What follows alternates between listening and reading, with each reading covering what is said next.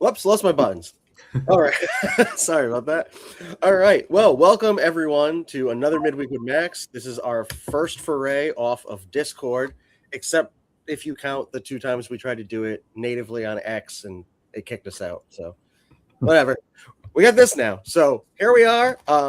This is Rick, joined by JCV, Joshua, Jeremy, and of course our co-founder Max Sanchez. So let's kick it over to Max for our weekly updates, and let's also remind people that I have sound effects now. That can only be good.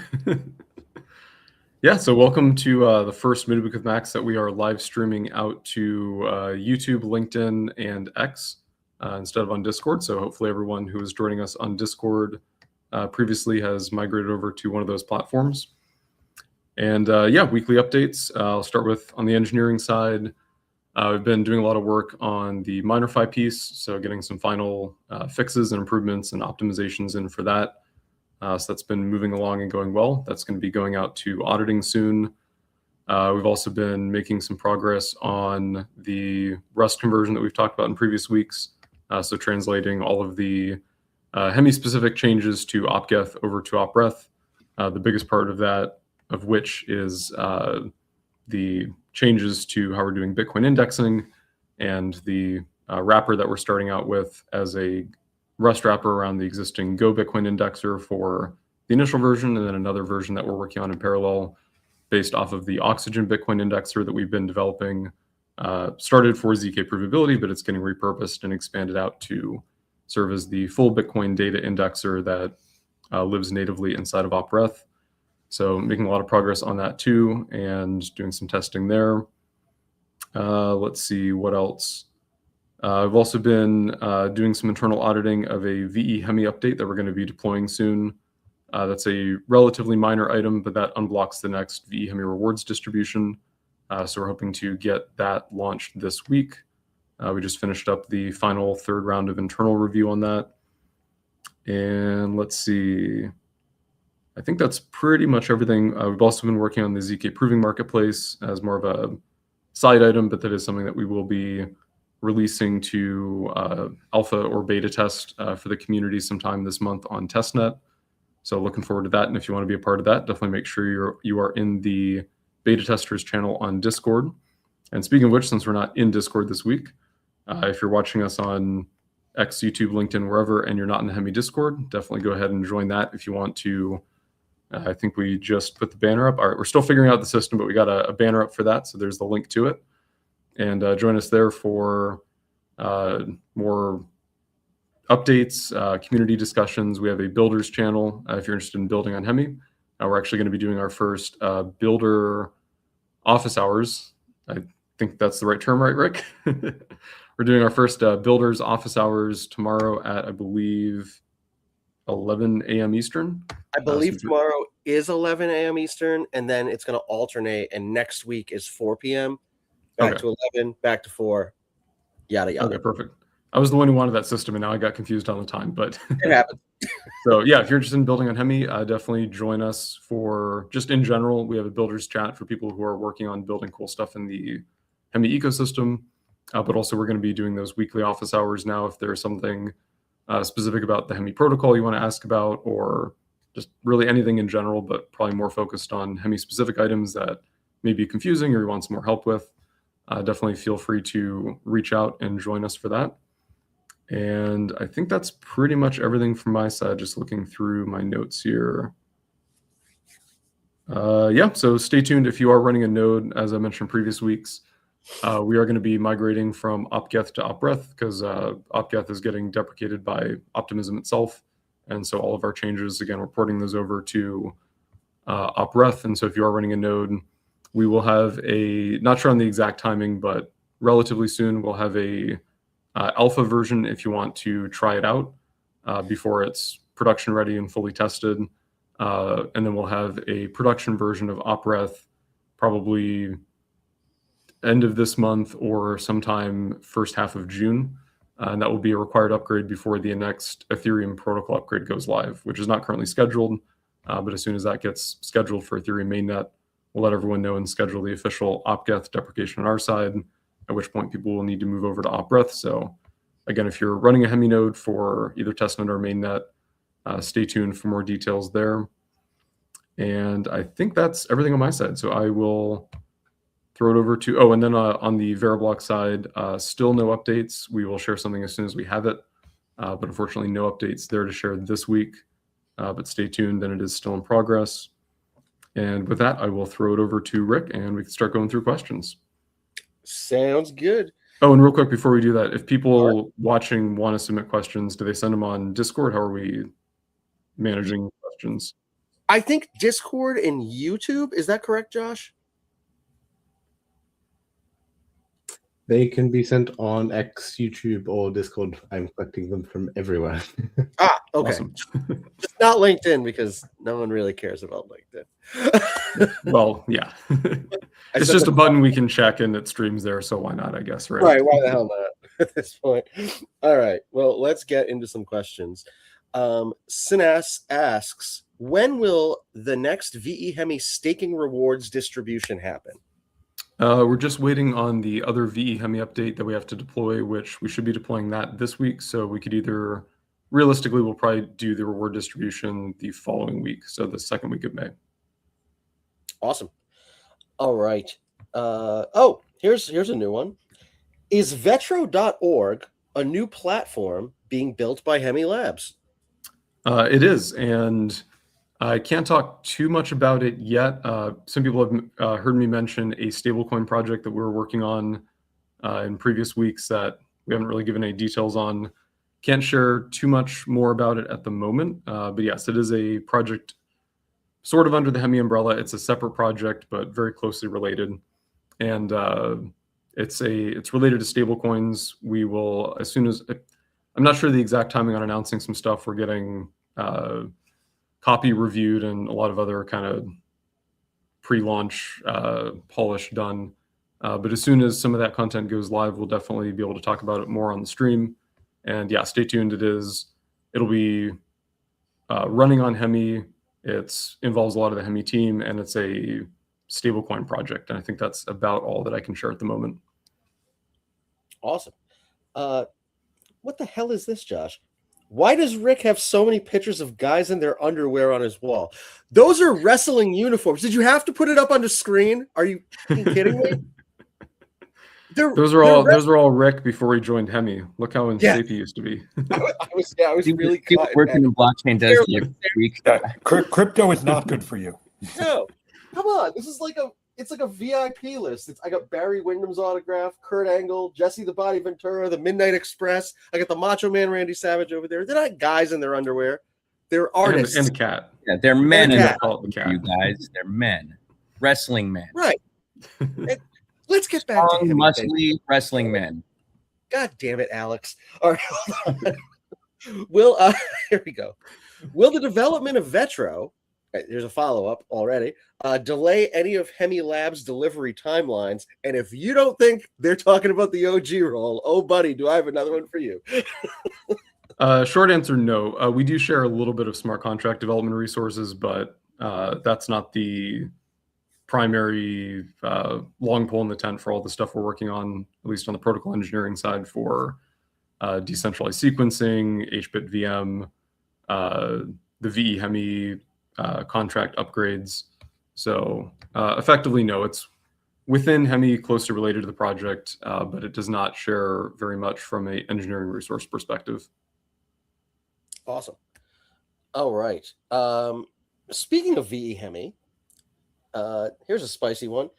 Not spicy in like a provocative way, but it's not like what you have on your wall behind you, spicy. Right, not like my barrage of half naked men with their autographs. God damn it. All right.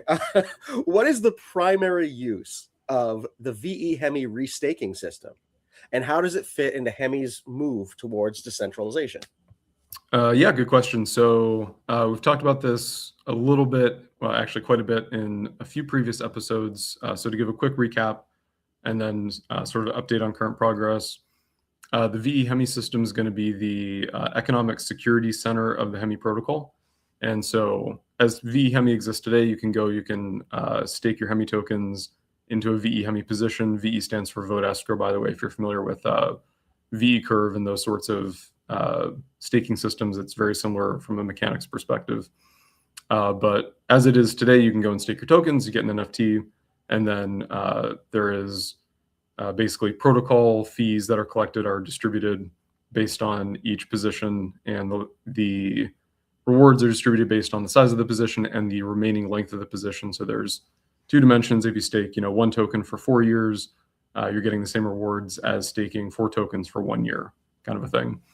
And the next phase of VE Hemi is going to use those staking positions as economic collateral to secure all of the different decentralized portions of the protocol that we're launching.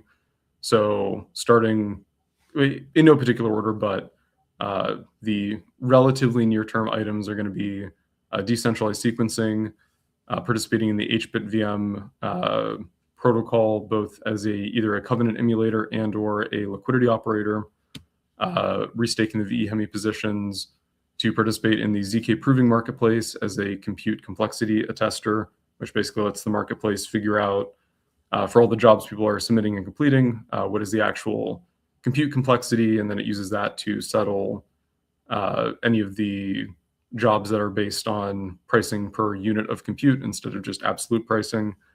It will be used for the MinerFi system that we're working on, so people who want to participate in running one of the nodes that participates in the threshold signature scheme that powers the MinerFi bridging and automatic DeFi composability of Bitcoin, that's going to be based on VE Hemi. So as we launch each of these decentralized components of the Hemi protocol, VE Hemi is going to be wherever there's economic security, where you need people to pledge capital, have it locked up, and then if they misbehave, that capital can either be slashed and completely burnt, or it can be slashed and reclaimed by the protocol to make harmed users whole in the event of something like a bridge protocol. All of that will be based around the VE Hemi restaking system. So we're making a small upgrade to the VE Hemi system this week, which is enabling some different types of position tracking and also compatibility with the governance layer. And then after that, the next VE Hemi upgrade is going to be that shared security restaking system. And it's also going to be permissionless. So while we're building all of these things for the Hemi protocol that use it, anyone who wants to build something on the Hemi network, or theoretically even on other networks, but on Hemi's probably makes the most sense, you can also use that system as an economic security system, kind of like you could use an eigenlayer or a symbiotic or something else in the EVM ecosystem.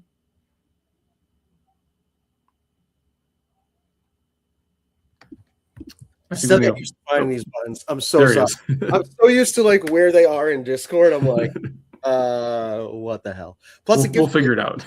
it's our test drive. Plus, I get like this weird halo around my screen. I don't know why. Whenever my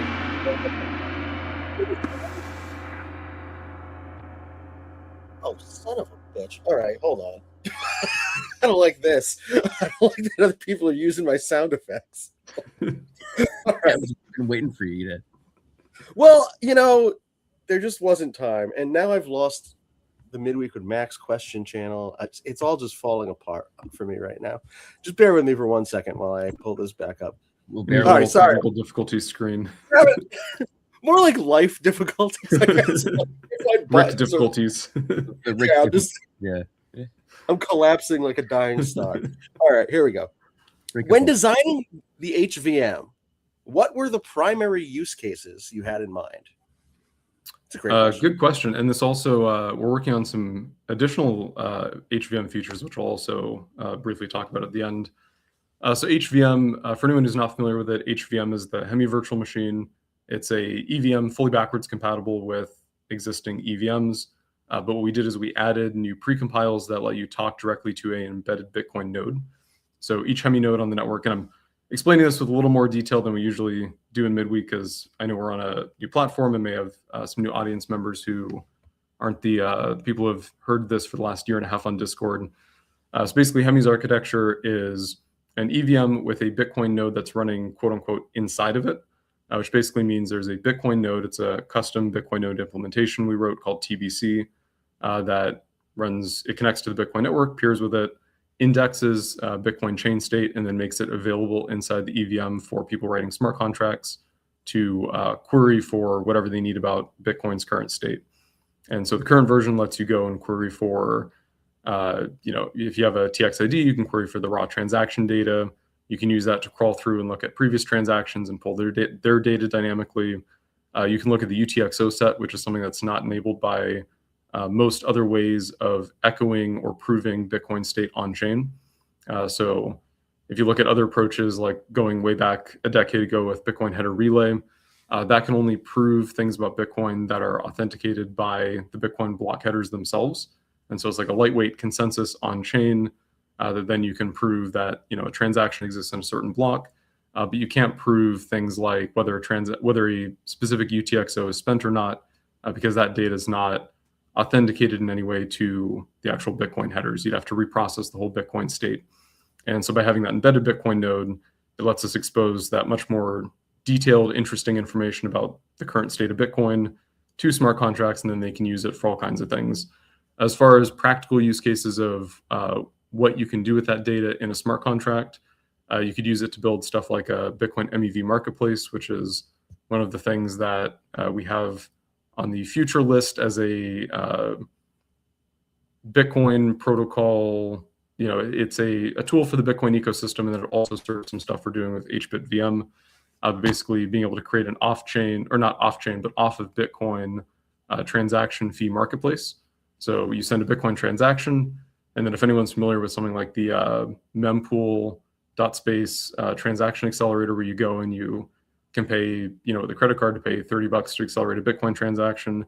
This is a permissionless version of that protocol, completely on-chain, where any Bitcoin miners can interact with it, any users of Bitcoin can interact with it, and users can dynamically adjust their fees that they're paying for Bitcoin transactions. Bitcoin miners can include transactions in their blocks and then get paid for including those transactions. And then all of that settles through smart contracts on Hemi, which ultimately use HVM and the HBK, the Hemi Bitcoin kit, which is an abstraction layer for those precompiles, to actually pull that data from Bitcoin. You can also use it for things like non-custodial Bitcoin dexes. So if you want to build some sort of like atomic swap protocol, or something where you have a partially on Hemi, partially on Bitcoin order book for buying and selling Bitcoin, or BRC20s, runes, things like that, you could build all that with HVM and the visibility of Bitcoin that it gives you. It could also be used for Bitcoin-backed loan systems. You could use it for Bitcoin-backed stablecoins.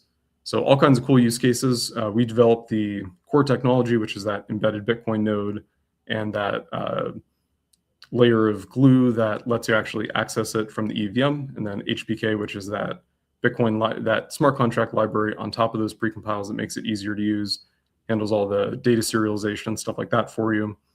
And so if the community wants to build any of those items, we'd love to have you join us in the Builders channel. Some of those items, like the MEV marketplace, we're going to be building in-house to service some of the other things that we're working on, like the HBitVM tunneling protocol. And we're also, like I mentioned at the beginning, adding some new features to HVM. So as part of the transition to our new Bitcoin indexer, the one we originally built for ZK called Oxygen, but that's now getting expanded purpose in just being the go-to Bitcoin indexer that's embedded in our execution engine once we fully transition to op-breath. That gives us access to more data. So beyond just the UTXO set, transactions, consensus information, high-level fee info, you'll be able to get more detailed fee info. You'll be able to look at transaction ordering in more granular ways than you can with the current pagination system we have. You'll also be able to get more detailed mining statistics and information that are aggregated over many blocks that would be expensive or impossible to compute natively inside the EVM with the data that's currently accessible. So having a lot of that pre-computed and available, things like fee level percentages. And so just other nice quality of life things. And then a future version on top of that will eventually add support for meta protocols natively. So next version of HVM is going to be just more info about the Bitcoin protocol itself, block frequency, mining power, cumulative difficulty, fee level percentages, things like that. And then the next version after that will be introducing some meta protocol features. And as far as what that'll include, it depends how the meta protocol space on Bitcoin evolves between now and when we actually scope the development of the first meta protocol HVM feature upgrade. But we do have some team members. Unfortunately, Marco is not able to join us today, but he's working on some cool stuff around ordinals. And so that the stuff he's working on isn't quite HVM layer. It uses some HVM stuff in creative ways, but there's some things we could do in HVM that enable easier access and more cost efficient, more gas efficient interaction with ordinals as well through HVM. So that's a solid candidate, especially because we're doing stuff internally ordinals related. And I think that's it for the HVM update. I'm trying to think if there's anything else that, yeah, we can. There's some other stuff with the oxygen indexer that enables those HVM features related to ZK provability, but I think that's probably beyond the scope of that question. I will stop rambling. Oh, it wasn't a ramble. It was very good. Actually, I had a sound queued up, and then I checked comments, and now I lost the sound. Son of a bitch! I'm gonna get these sound effects down. You just wait. All right.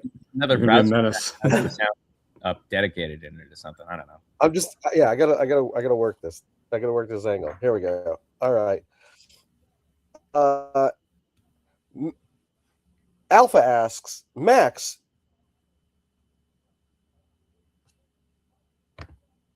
I think you cut out, or is it my internet? No, he Yep, cut okay, out. lost Okay. Rick. He'll be back. son of a bitch. Can you guys hear me now? There's Yes. something going on where probably because my browser doesn't room or whatever. But The thing we were trying to troubleshoot 2 minutes before the call.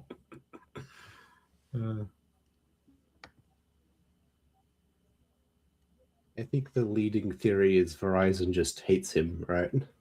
Yeah, he did complain about Verizon a couple weeks ago, and ever since then, miraculously, his streams never work. Yeah, never talk trash about the giant V in the sky. Yeah, I'm gonna say I love you, Verizon. You are doing everything right for me right now, and I'm not going to complain publicly about it. And Yeah, I I'm absolutely sorry. love the phone tethering I'm currently using. It's great. Verizon's the best. V for victory, you guys.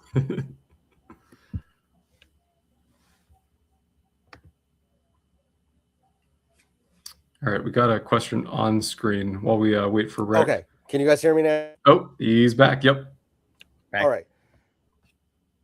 Sorry, my Verizon is giving me the business. I hate Verizon. I think someone was Don't saying say I that. didn't want to say Ever anything since bad you about said Verizon, that, but your I just- internet doesn't work. Well, it hasn't. Oh, right. That's right. I cursed it a couple weeks ago. Shit. And Well, everything was it's- fine up until then. It's just back saying. now. So, shit. All right. Well, anyway, the very off-topic question from Alpha was: do you prefer earbuds or headsets? Isn't it uncomfortable to wear headsets for a long time? I don't know. I mean, these are pretty comfortable. They're over the ear, so they don't like push on your ear and make it sore. So I like these. I probably couldn't wear them for 8 hours a day, but a couple hours of phone calls and stuff has been an issue. I have like kind of weird shaped ears, so earbuds tend to not really fit well, or they keep falling out. I don't know. Maybe I'm just not used to too. it.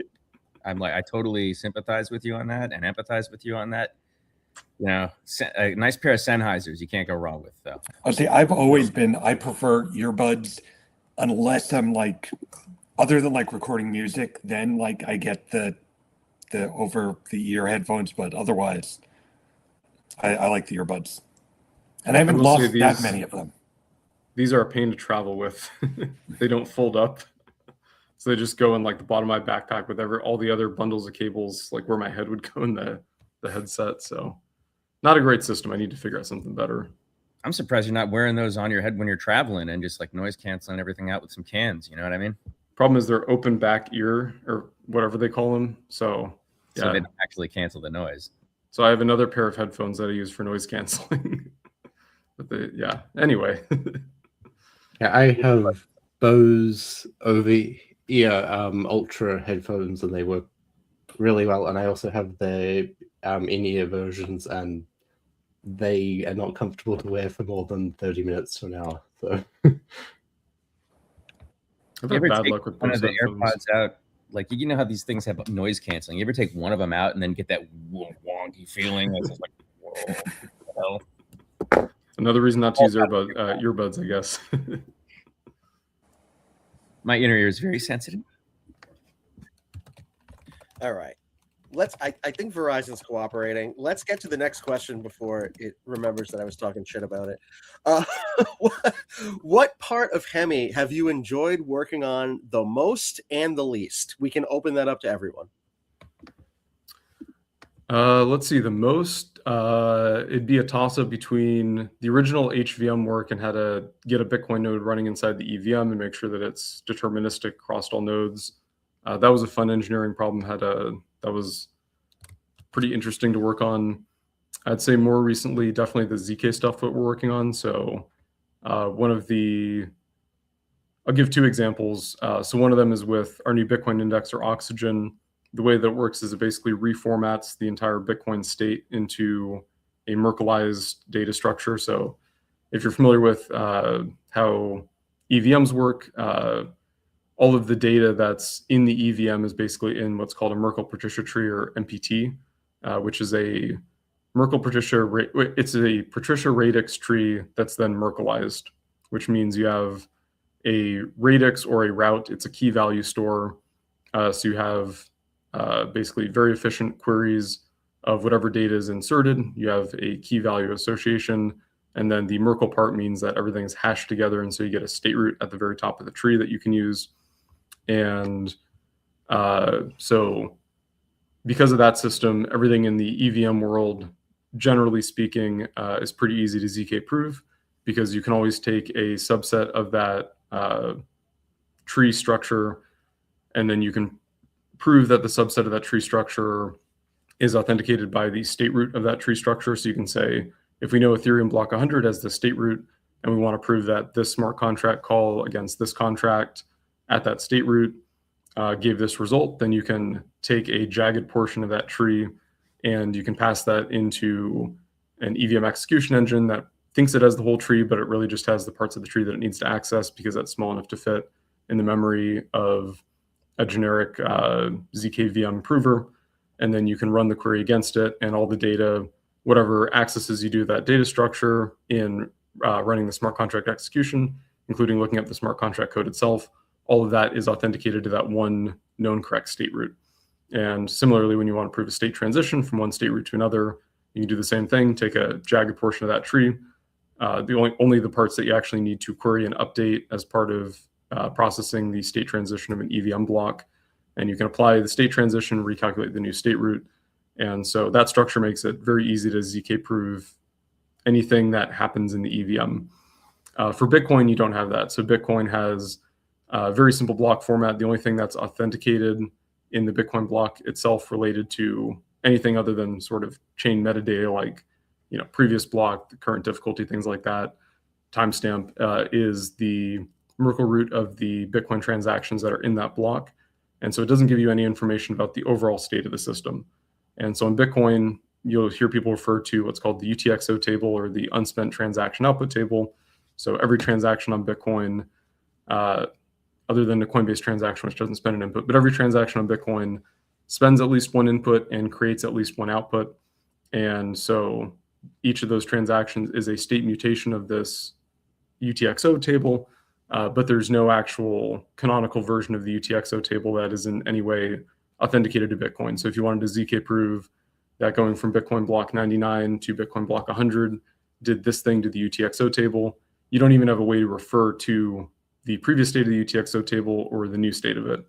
And so one of the engineering things that we did as part of this Oxygen indexer is we reformatted the entire Bitcoin state machine into a Merkle-Patricia tree. So you could basically, just like you can access any part of that for proving either a smart contract call against a current instantiation of an EVM at a certain block height in a chain, or you can prove the state transition from one block to another. You can now do that with Bitcoin. So you can prove, okay, we have this synthetic Merkleized form of the Bitcoin data structure. We have a canonical way that that data structure is built and managed.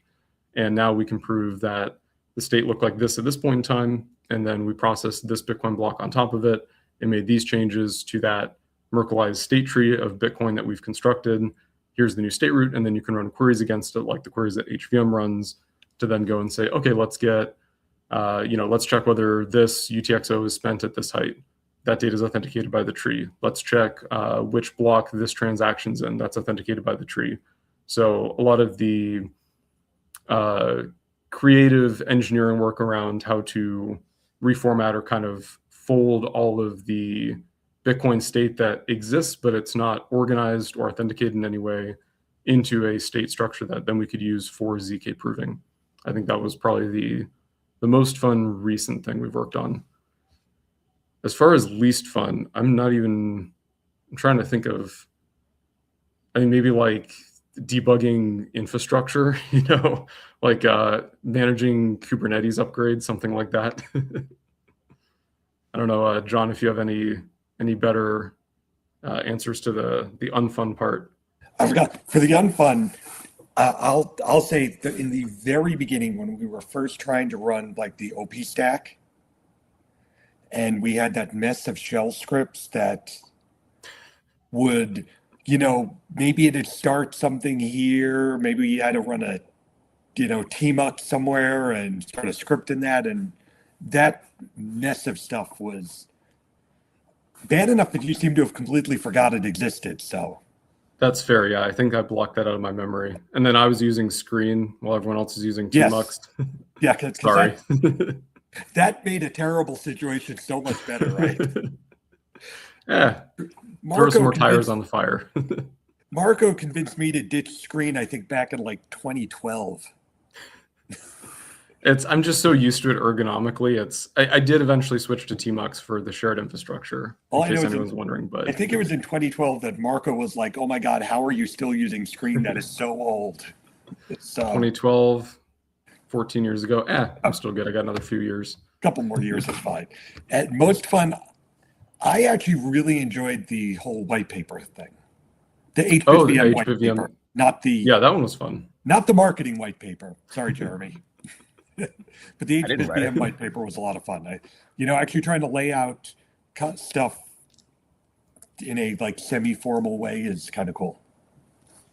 And I'm sure you had fun with getting all those SVGs to render properly. There's something wrong with me because I kind of like doing the latex stuff. Well, I'm glad somebody's good at it and doesn't mind actually doing it, because if left to my own devices, it would have been like screenshots of Google drawings at like tiny res, just blown up, and good enough. Add a caption so people understand it, move on. Where are the rest of the pixels, Max? I don't know. I think my least favorite probably would have been dealing with Electromux back when we were that's a good one. Running BFG. Favorite. There's a lot of fun things. A lot of our infrastructure has been. It's not exactly normal infrastructure, so it's been interesting to spin up and deal with the challenges of scaling. A lot of the code that protocol engineering writes and maintains in Hemi network has also been super interesting, and there's a lot I've learned from how do we take a node and then scale it to the point where BFG once was, where we had like over 100,000 WebSocket connections on testnet at any given point. So I think the testnet scaling. Very interesting. Yeah, the whole breaking Sepolia and stuff, that was hilarious. Yeah, it was a lot of fun. And Vulture made it so much better, right? Vulture breaks your infrastructure for you. I have a couple additions to least favorite. Manually giving people capsules. That sucked. I wasn't even going to bring that up. Also the faucet. That sucked too. Oh man.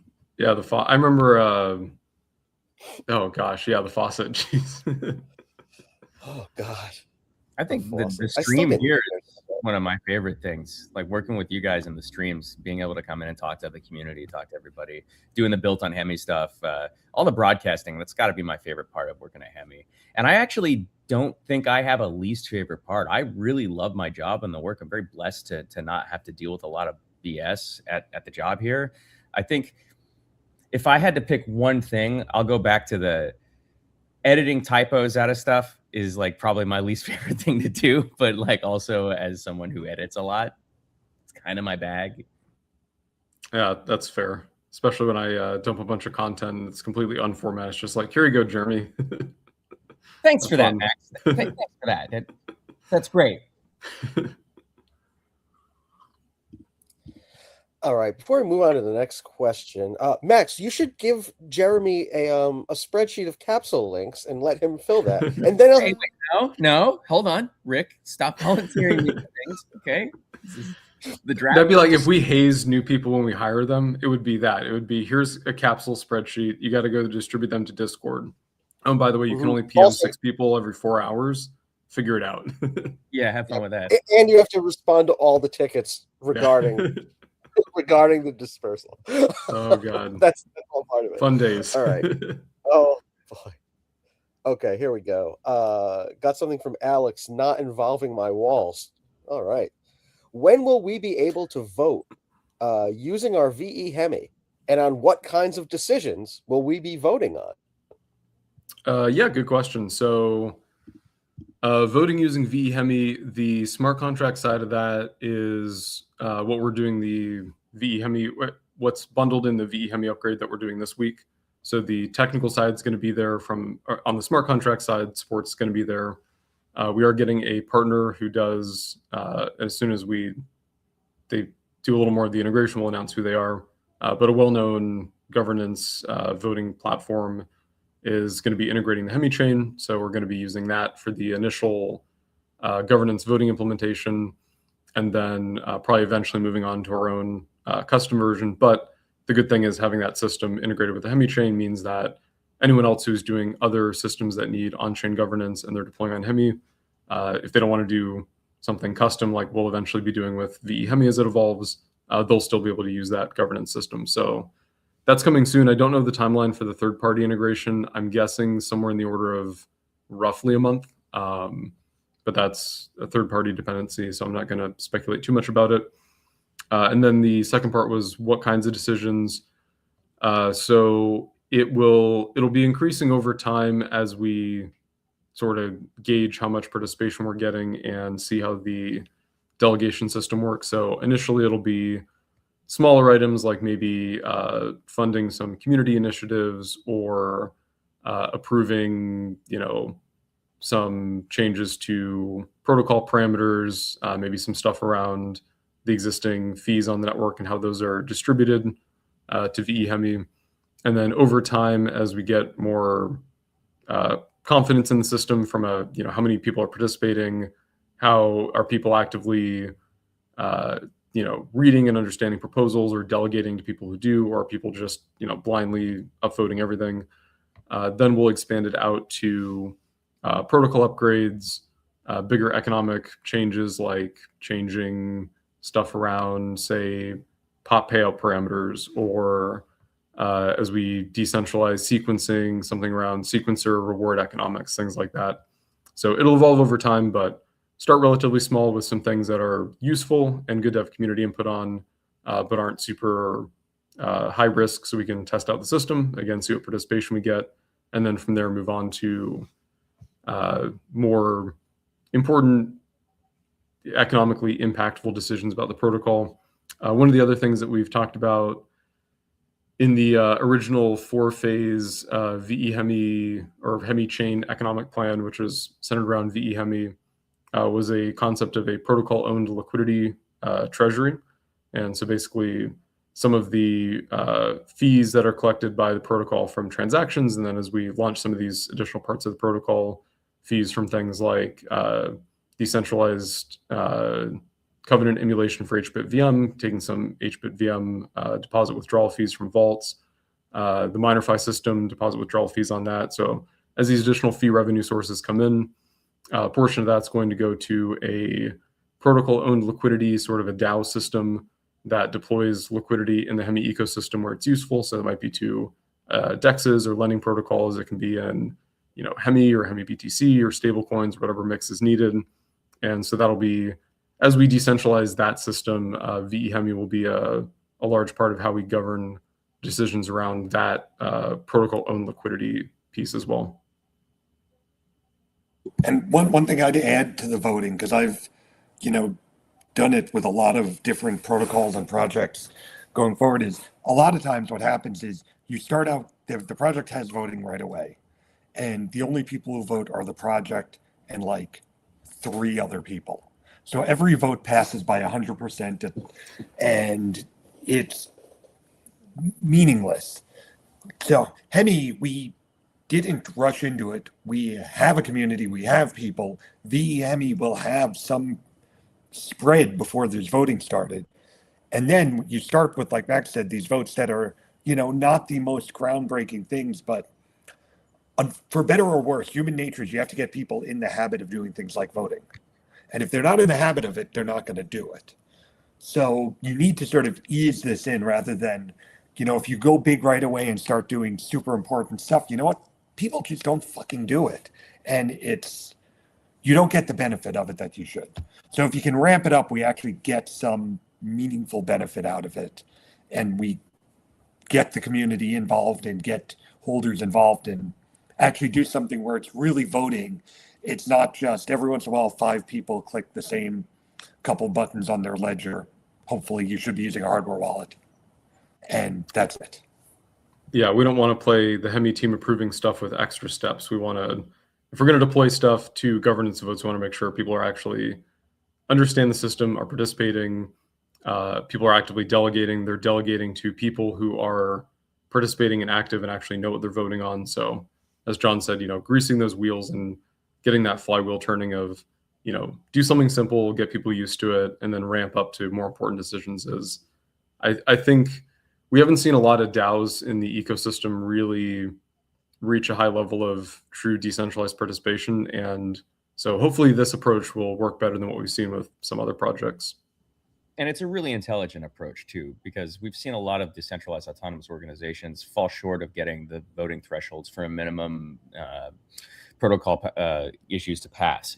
So this gives us an opportunity to, as John said, get people in that habit of doing something. And once they, maybe pass some low stakes things, then we can start moving to the bigger major priority things for the protocol.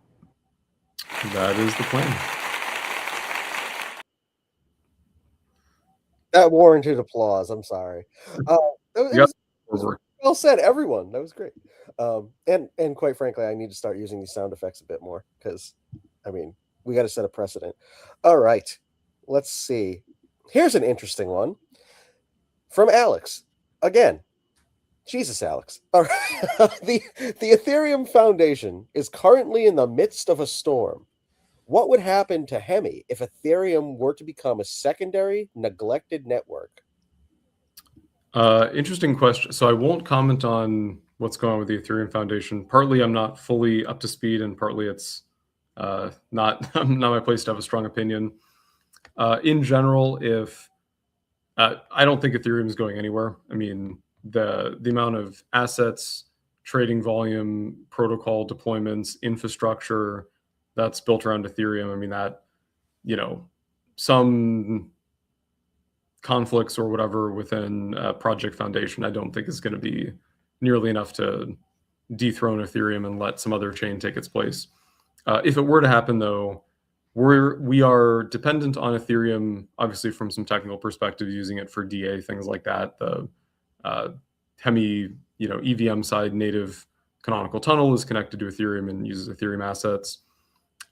So all of that would continue working, but I think the question is more philosophically, if, insert chain XYZ here were to be the, number 2 chain for DeFi instead of Ethereum, how would that affect Hemi? Part of Hemi's architecture is that it is very modular. And so, going from one, as an L2, going from one L1 to 2 L1s, like we do with Hemi with Bitcoin and Ethereum, and the way we sit between them and talk to both networks. Doing that is very difficult, but then scaling that same model out to, in theoretically, a 3rd chain, if it made a lot of sense, is a lot easier because you already did the hard work of this sort of multi-chain awareness architecture. So depending on how the chips landed, it could be, theoretically, and again, don't expect this to happen anytime soon, if ever, but could be swapping out Ethereum for another chain where there's more DeFi activity and people are migrating to. It could be keeping Ethereum, but then adding that as a third chain natively in the protocol that we're connected to. It could be keeping the foundation of just Bitcoin and Ethereum, and then adding in, kind of like we've talked about, what we can do with Chain Builder in the future, is expanding the system out where we take the same Hemi architecture where on one side you have one chain and on another side you have another. So Hemi's case, Bitcoin and Ethereum. You take that same architecture, but then you move it up a layer. And so then you have an L3 where one side is the Hemi network, and then the other side is a third network that you're adding into the ecosystem. So you could have theoretically something like Hemi that touches both Bitcoin and Ethereum, and then a Hemi L3 that connects natively to the Hemi L2 network. And then also, if it's a UTXO-based chain, like say Dogecoin, for example, you could add that in, basically just swap out Bitcoin for Dogecoin. If it was a EVM chain, it'd be a little different because you'd have an EVM chain on both sides. And so there's some additional complexity, but you could add something like, so you wanted to add Ethereum Classic just from a technical perspective. You could add Ethereum Classic as another base chain that L3 communicates to, and then the route to interoperate with that network would be through that L3 that itself interoperates with the L2. So you can kind of build this inverse tree of L3s that each themselves connect to another chain and have native interoperability. One of the other things that, depending on when this theoretical chain dethrones Ethereum, if that were to ever happen, we're working on some of the ZK tech that we're working on is really good for cross-chain interoperability too. So that approach of having L3s that connect to the Hemi network and then connect to some other third network, instead of doing that, depending on the maturity of it, you could also use some of the ZK stuff we're working on for just native cross-chain interoperability with that third chain, and that in a lot of cases would probably be enough to serve use cases. The other thing is since we touch both Bitcoin and Ethereum, we're not dependent on Ethereum success necessarily. Obviously, that's a component of it, and we chose Ethereum instead of doing it to insert XYZ EVM chain here, because Ethereum is where all this volume, all this DeFi activity is, and it made sense to connect that activity to Bitcoin. But a lot of the stuff that we're working on is really Bitcoin centric, and so it's nice to be able to have access to assets from the Ethereum ecosystem, like say stablecoins, and then be able to use those and compose them in DeFi applications that also talk to Bitcoin. But you could just as easily keep the Bitcoin interoperability component, keep from an architecture perspective, the Ethereum interoperability component, and then add in lighter weight interoperability with another third popular DeFi network. And that would still let you build cool Bitcoin applications across Ethereum and then this new network. So don't think Ethereum is going anywhere. Not going to comment on the Ethereum Foundation stuff, but if Ethereum were to be dethroned, there's a lot of ways you could, depending on what exactly the network looks like and its properties, that you could integrate that into Hemi and then do, instead of Bitcoin plus Ethereum DeFi, do Bitcoin plus, insert XYZ chain DeFi. And in the interim, if there's, we're working on the Bitcoin Ethereum side, but as we start rolling out stuff around Chain Builder, if people wanted to go on their own volition and add integrations with other networks that maybe aren't dethroning Ethereum, but they're still interesting for whatever reason, they have cool protocols, maybe they're doing some new thing with, a new version of the EVM with new opcodes that let you do AI natively on chain, or like whatever it is. Anyone could permissionlessly launch L3s that add that sort of interoperability into the Hemi ecosystem. So it's not something that we as the Hemi protocol necessarily need to adopt. Part of the goal of Hemi's overall architecture and design was to, build natively around Bitcoin and Ethereum, but also with these future chain builder items we have planned, enable that extensibility for people to build interoperability with other networks in a way that is still protocol native, and with a lot of the ZK work that could be reused, ZK proven if possible, but doesn't involve an actual change to the core L2 protocol itself. And also, I'll add, Ethereum survived two absolutely potentially devastating existential threats to it. Early on there was the DAO hack and the Ethereum Classic split. That could easily have ended all of it for Ethereum. And they came out, regardless of whether or not you think technically maybe Ethereum Classic was correct, but regardless, Ethereum did well and survived that and came out good. And then the merge, that switch, the switch from proof of work to proof of stake, if that had gone even a little wrong, that would have been it for Ethereum. And they were able to weather that and come out good. And, for people who were there and were paying attention at the time, it was kind of terrifying waiting, being up at what was it, 4 a.m. or whatever, waiting for that first proof of stake block to come in and watching the screen of God knows how many nodes being like, okay, is this going to be okay, or am I off to update my resume really quickly? Because I remember that we were covering the merge at the block, and it was really dicey. And yeah, that could have gone really wrong. One of the things I think Ethereum and the Ethereum Foundation, or say what you will about them, but the leadership in Ethereum, the thought leadership, Vitalik and others, they postured Ethereum towards this, we are transitioning to proof of stake and it is an inevitability. So that had been kind of looming over the heads of the ecosystem participants for years. And therefore, I think it made an easier transition than, for your other example, the DAO hack, which was Ethereum could be technically correct and non-existent, or we can do this, change of pace and do what they ultimately did with a hard fork. Yep. And Ethereum survived both. So I'm not survived both well. So I'm not worried about the future of Ethereum. Again, with no comment on the Ethereum Foundation or what drama is going on there. I personally follow Bitcoin drama. There's more than enough of that to keep you busy. You know what? Between Bitcoin and, having, what my kids are, having girls under 10, I have enough drama. I'm going to leave the Ethereum drama to them. That's cool. That's reasonable. The next question is from me, because I actually have a follow-up question to this, if that's cool. I'm go going for it. Here. All right. So given the hypothetical situation that was just presented, right? Let's say the president of Ethereum one day woke up and just said, you know what? Fuck it. Fuck this whole technology thing. I'm going fishing. And unplugs it. Is there anything positioned to replace Ethereum for stuff we kind of take for granted, like gas? Is there anything that could just slide on in and replace it? Because gas isn't going to go anywhere. And if ETH is the primary key for that, then what would happen if it hypothetically got shut off by this made-up president of Ethereum that I just came up with?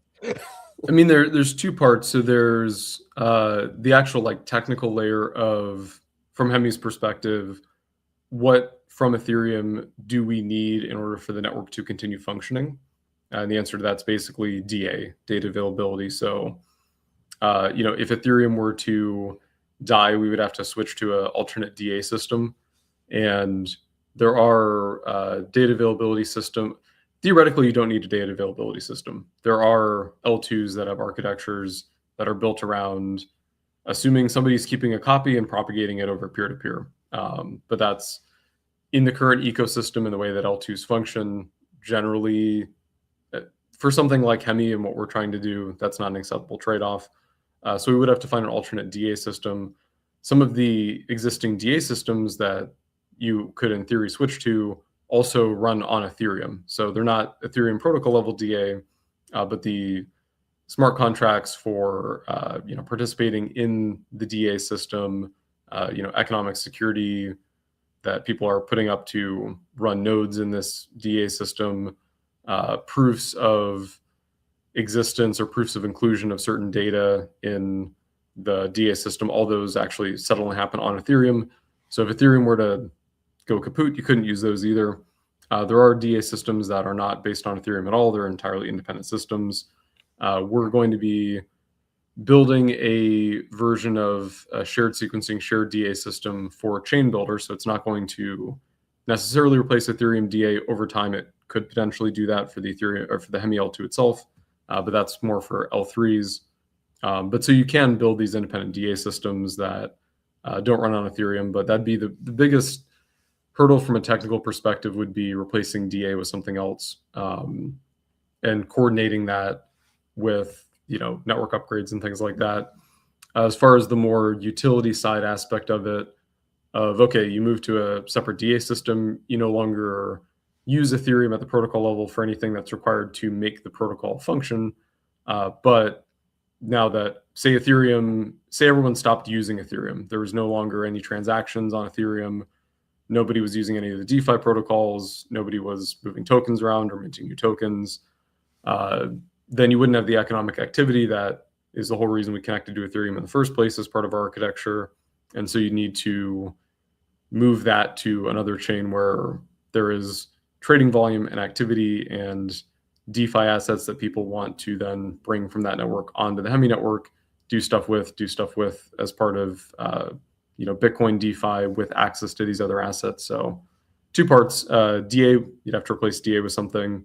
And then economically, you'd be best served replacing Ethereum with whatever the new DeFi ecosystem is, where there is volume, where there are assets that people are actively using and trading, so that then those people doing that could do it more cost effectively on Hemi and do it with access to Bitcoin assets as well. So I'd actually, so I think as you're sort of going around the data availability is a solvable problem.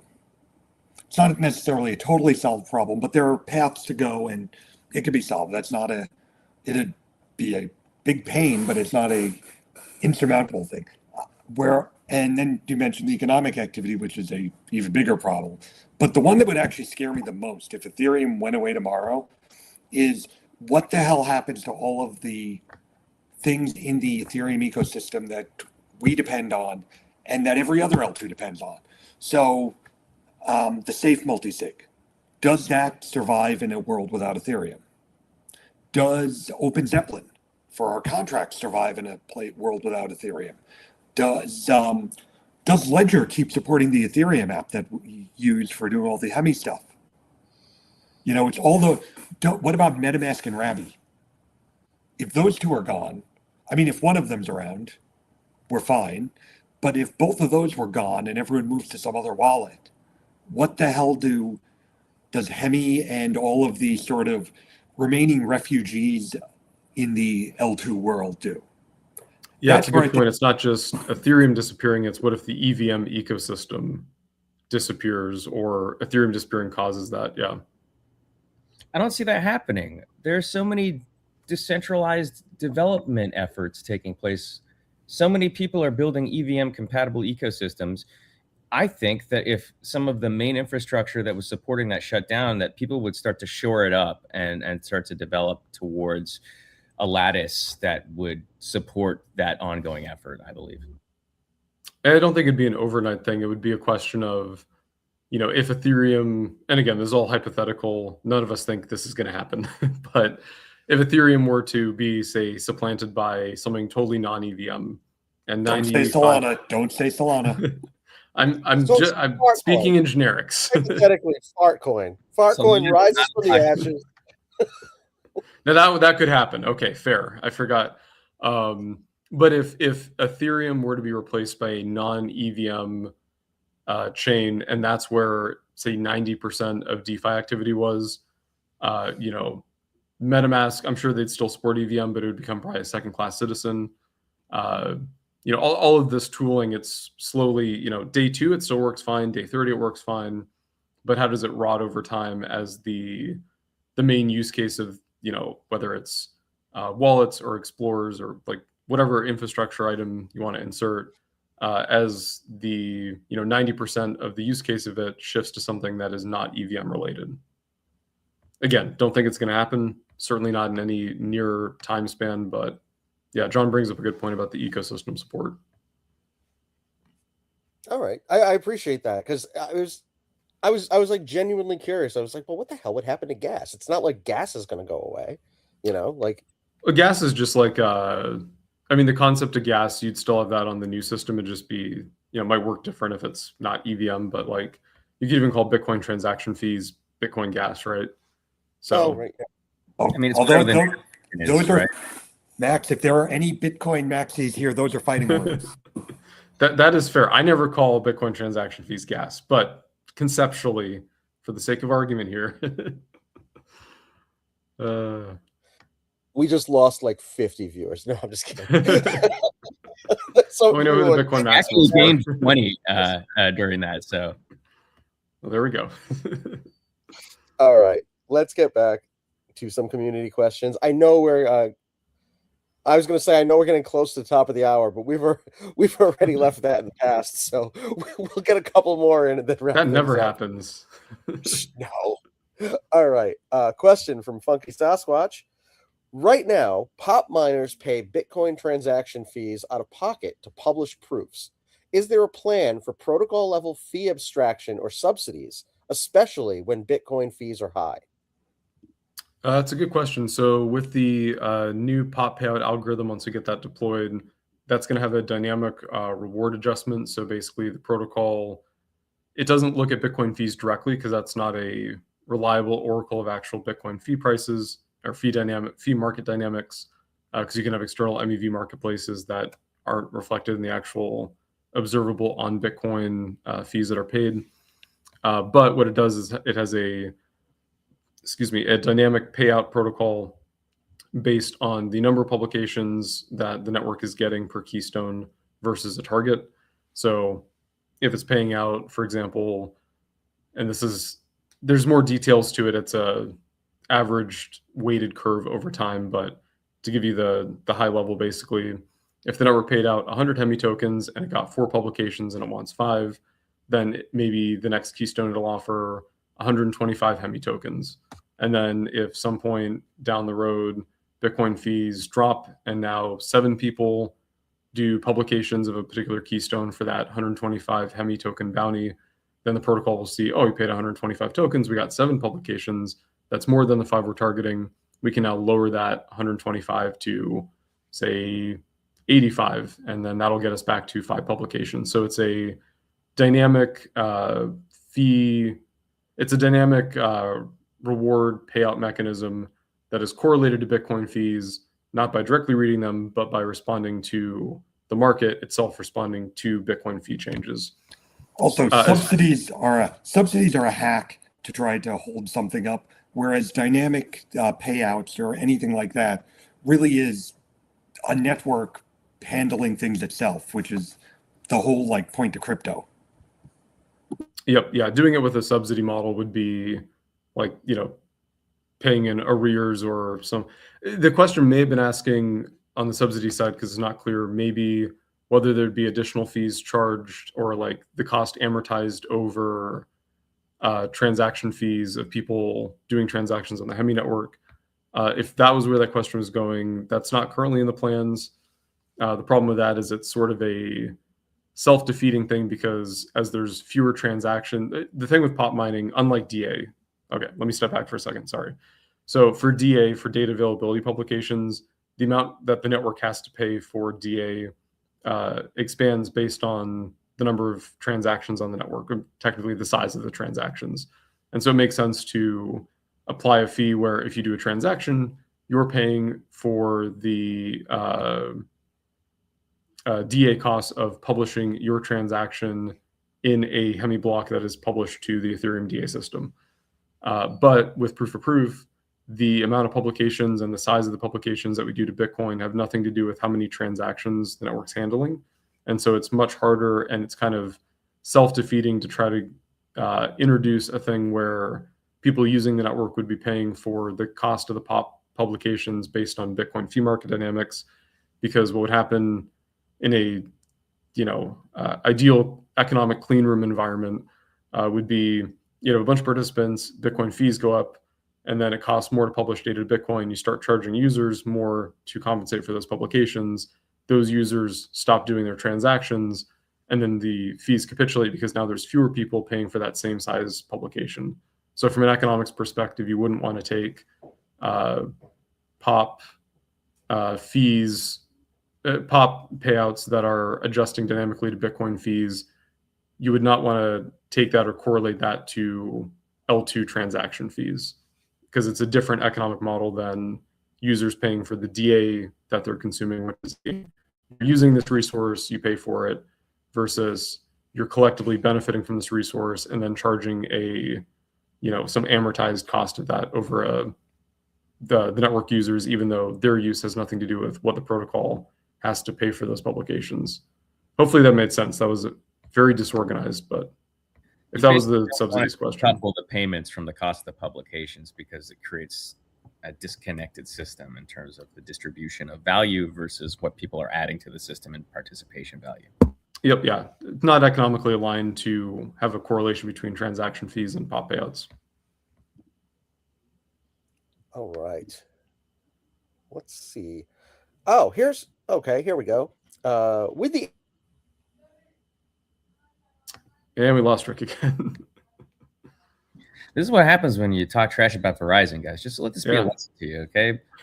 I, for one, who is a happy Verizon customer and always pays his bill on time, love Verizon. I would never say anything disparaging about them or their 5G hotspots. And your stream's working great. See? Yeah. Hold on. I think we're going to get him back in 2 seconds here. I see the loading icon. Okay, good. I'm not hallucinating that. That's good. Is there a Rick? Rick, roll on in.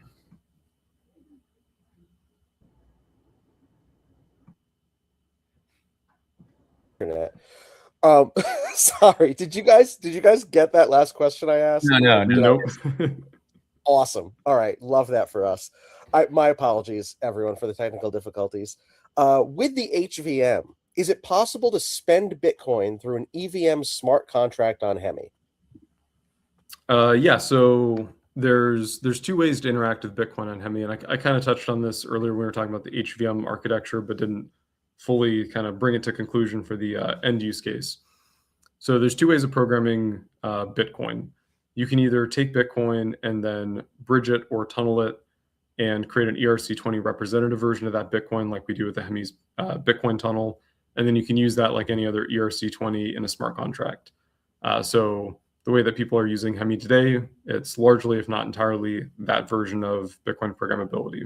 So we use HVM to build the Bitcoin tunnel technology that lets you bring Bitcoin onto the network as Hemi BTC, and then you use that as an ERC20 in smart contracts on the Hemi network, and now you can move it to Ethereum and a few other EVM networks through layer 0, and then use it over there.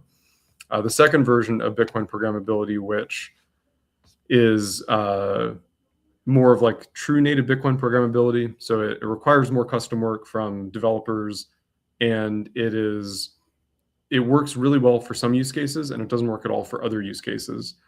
For the use cases where it fits, you could use HVM to write a smart contract that essentially economically aligns participants correctly to do actions on Bitcoin without having to ever tunnel the funds over to Hemi as an ERC20 representation of the BTC.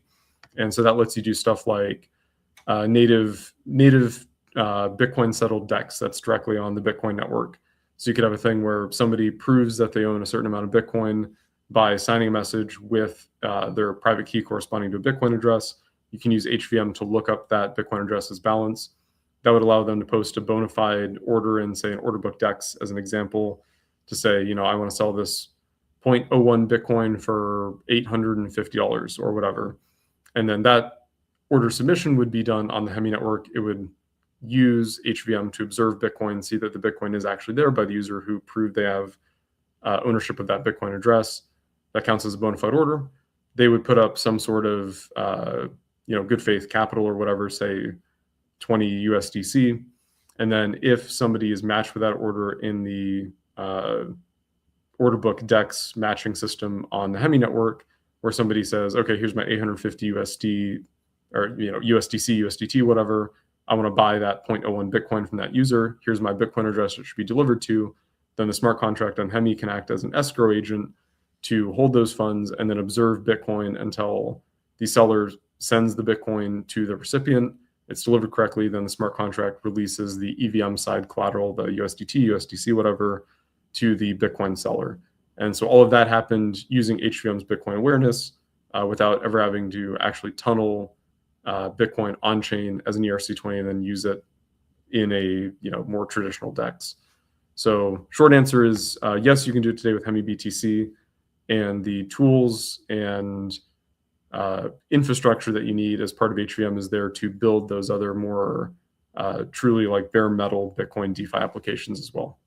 As we expand HVM, that'll become easier. One of the other things is the ZK proving work that we're doing around HBitVM is it's going to be used for an upgrade to our Bitcoin tunneling system to basically have essentially ZK-based Bitcoin bridging, Bitcoin tunneling.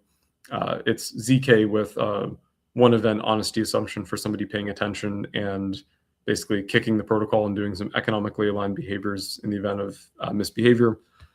But that same technology, with a few small tweaks, you can remix that to basically verify anything about the Hemi network or the state of contracts on it, and then use that to gate release of Bitcoin funds to different parties. And so that a tunneling protocol is the natural first use case for that sort of generic ZK gating of where Bitcoin gets sent. But you can also remix that to do stuff like a truly, on Bitcoin native Bitcoin-backed stablecoin or Bitcoin-backed lending protocol. And so you're still using the same ZK tech. You're remixing basically the transaction graph and the participants from what you would have in a normal bridge or tunnel design. You're changing that into having the right economic participants for that specific system set up in this different transaction graph, but all of the infrastructure for all of the ZK proving, the ZK proofs of Hemi, Ethereum, and Bitcoin state that the Hemi network is going to be producing to power the Hemi ZK BTC Bitcoin tunnel side. Those could all be reused in applications that, again, remix that on Bitcoin transaction graph to do other cool Bitcoin DeFi stuff with them. So short answer, you can do it today with Hemi BTC.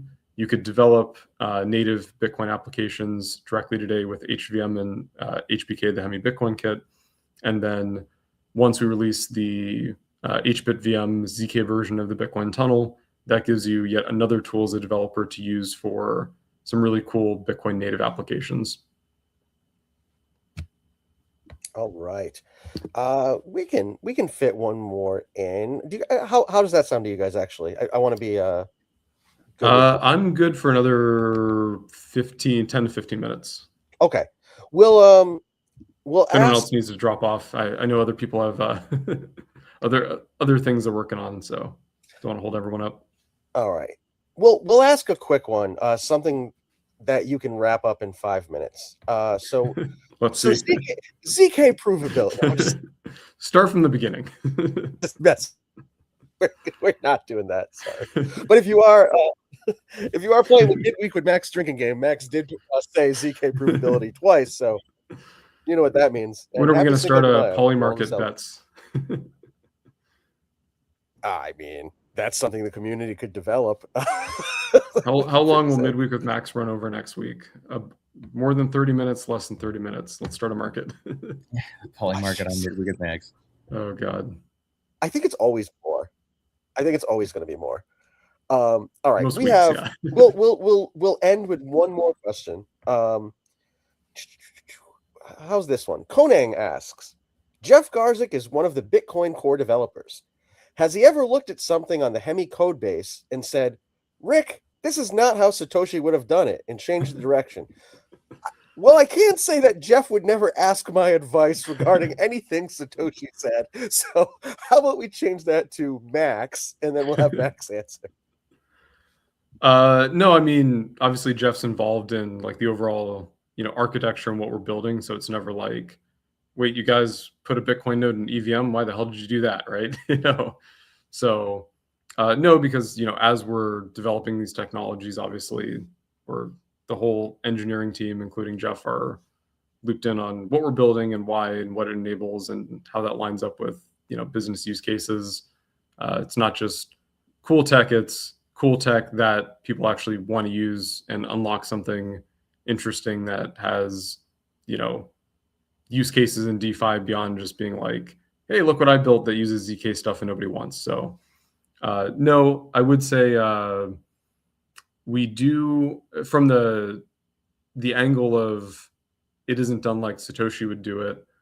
A lot of Hemi's architecture, both current and sort of the decentralization plans we have, obviously we don't have some tenet of try to envision exactly what Satoshi would do, because Satoshi's not here and we have no idea what, if anything, he would want to see Bitcoin develop into. But one of the things that we've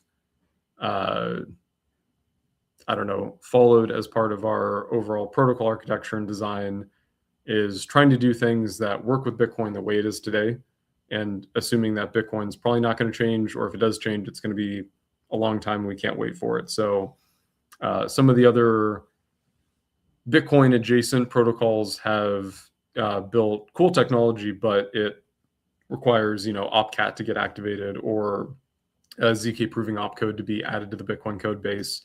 And so everything that we're working on assumes, pretend Bitcoin's going to stay like it is today for the next 50 years. And then if they add new features we can do cool stuff with, great, we'll take it and we'll do cool stuff with it. But don't try to get changes done in the Bitcoin protocol work with the Bitcoin protocol as it exists today. And then also from I guess is more on the philosophical side, but economically, don't do things that introduce negative externalities on the Bitcoin protocol. And you can never ensure that something has no way of ever possibly having a negative impact on something like Bitcoin, because it's decentralized. You don't know how people are going to use your protocol. But if you look at our overall design, the way that we use, say, for example, Ethereum for that intermediate consensus and for DA for that initial safety and finalization, that means that there would really be very few instances where there would be an incentive to try to reorg Bitcoin in order to attack Hemi. So we have proof of proof as that finality layer, but the intermediate ordering is sort of enshrined by DA publication to Ethereum. And so reorging Bitcoin, even if there's a huge MEV opportunity you can get on the Hemi network once we decentralize sequencing by reordering transactions or forking some blocks off the network, any externalities from that would go to the Ethereum DA layer, which is intentionally designed to serve as DA for these sorts of applications, versus using Bitcoin for DA, which would put that economic negative externality on Bitcoin's own proof of work security. There's also other practical engineering reasons we don't use Bitcoin for DA, primarily scalability, and also the block timing of Ethereum, the consistency of DA publication frequency, and the way the DA marketplace is built works better for DA anyway, but the design overall reduces or eliminates any sort of negative effects we could have on the Bitcoin protocol as it exists as a separate protocol from the Hemi network. And let me add on that same thing, we're not building Bitcoin, we're building Hemi. If what Satoshi would have done or did do is not directly relevant to us, because we just aren't building Bitcoin. We're all big Bitcoin fans, been in the space forever, so we, care deeply about what happens to Bitcoin.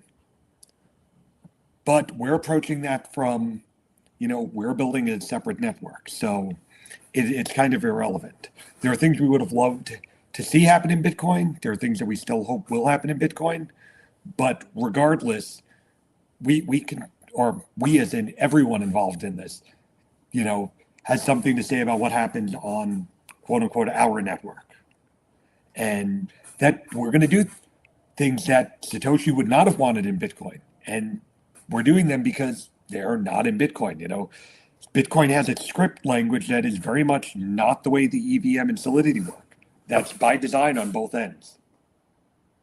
And to add on to that, part of the reason we're building Hemi and part of the purpose that it serves in the space is if you have networks like Hemi that extend Bitcoin's functionality and let you do stuff with your Bitcoin that you couldn't do just on the Bitcoin base layer, it reduces the pressure for the Bitcoin protocol to itself add those features, which is risky. And Yes, not going to happen anyway. But yes, it would be so much better for someone to do something crazy and maybe good, maybe not good on an Ethereum type chain than on Bitcoin. You know, the Bitcoin core developers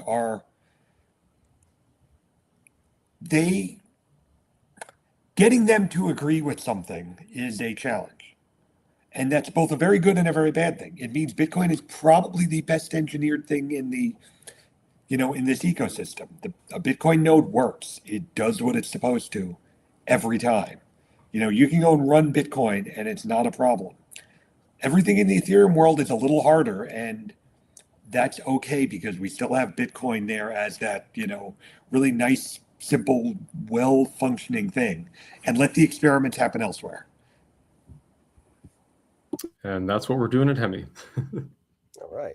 Much like Colt 45, Bitcoin works every time. That's my Billy D. Williams. Oh, what the fuck? It was that bad. Also, better sound effect to use if I bomb. All right. Well, thank you so much for the response to that. There are a few more questions. Unfortunately, we're not going to be able to get to them today because we are already 30 minutes over our allotted time. But thank you everyone, for joining us today. Please join us tomorrow on Discord. I am going to try not to botch this for our engineering open. Fuck me. Our engineering office hours, which will be held live. That is what it is. No, That's what it is, I think. Yeah, you got it right the last time. That was it. It's engineering office hours. Buzz him again. Protocol engineering office hours tomorrow at 11 a.m. in Discord. And for full transparency, that time is going to shift bi-weekly. So our inaugural one tomorrow is 11 a.m. EDT. The following week, we're going to 4 p.m., back to 11, back to 4, etc., etc. With this episode, gentlemen, a bit of a milestone. We now have more episodes of Midweek with Max, and there are episodes of Lost. That's pretty cool. They're a little easier to do. So take that, Lost. And we have twice as many episodes of Game of Thrones, even though I wish Game of Thrones had twice as many episodes. And I love the last season, and I don't care. Anyway, back to work. So what I was saying before I just kind of trailed off there was, please join us for our first Builders AMA in the Hemi Discord tomorrow at 11 a.m. Please look out for the beta tester role, which is very available in Discord, as is the builder role and several creator roles. And starting next week, when we launch the beta of our Hemi Guild, people with the creative roles, the builder role, and the beta tester role are going to get to jump in and test drive those a little early. So if that's something you're interested in, by all means, get those roles. Immediately following this broadcast, stay tuned in Discord. Announcement as we're starting some mod activities. It's going to be some on-chair games with the hair server.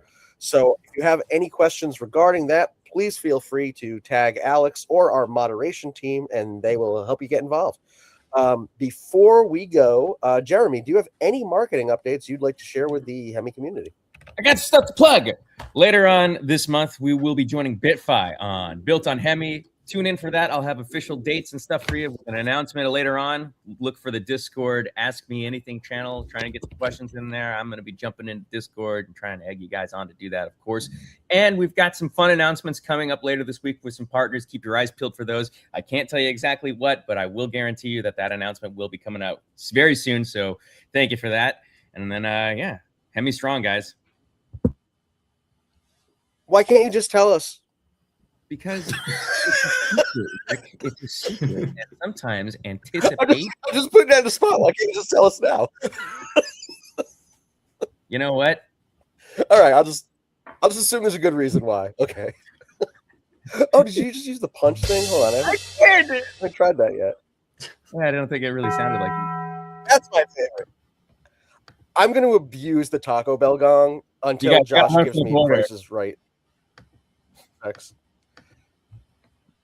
Son of a bitch. All right. Well, this is really going on. If this is your first time on Midweek with Max, this is what happens at the end of the show.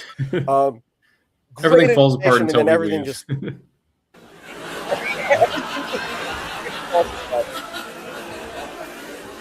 I didn't do that. That's not me. Correct. Other people have sound. Wow, Other people have sound. That just keeps on going. That thing's really got an ass on it.